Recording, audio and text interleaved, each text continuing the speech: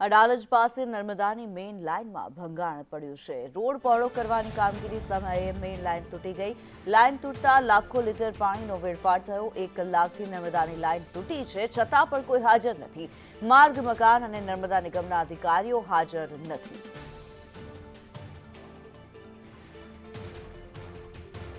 ત્યારે અડાલજ પાસે નર્મદાની મેઇન લાઇનમાં ભંગાણ જોવા મળ્યું। રોડ પહોળા કરવાના જેસીબી દ્વારા ખોદકામ દરમિયાન મેઇન લાઇન તૂટી ગઈ।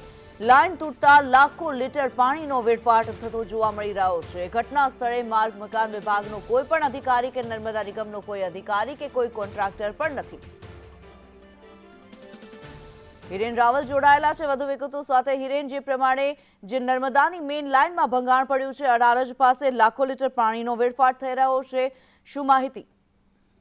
અડાલજમાં નર્મદાની મેઇન લાઇન જ્યાંથી પસાર થાય છે ત્યાં જેસીબી દ્વારા રોડ પહોળા કરવા અને ખોદકામનું કામ ચાલી રહ્યું હતું। એ સમયે જેસીબીના કારણે લાઇનમાં ભંગાણ થયું છે અને ભંગાણ થતા રોડ ઉપર જ લાખો લીટર પાણી છે તે બહાર વેડફાટ થતો હોય તે પ્રકારના દ્રશ્યો સામે આવ્યા છે।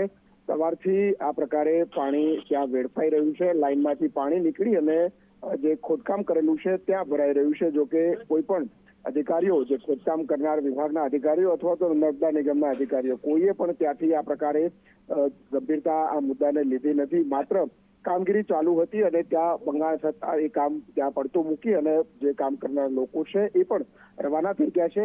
એક તરફ ઉનાળો નજીક આવશે તેમ રાજ્યમાં પાણીની તંગીના દ્રશ્યો સર્જાશે અને એ પહેલા આ લાખો લીટર પાણી છે એ વેડફાઈ રહ્યું હોય તે પ્રકારના દ્રશ્યો દેખાશે। જી, ધન્યવાદ હિરેન આ માહિતી માટે।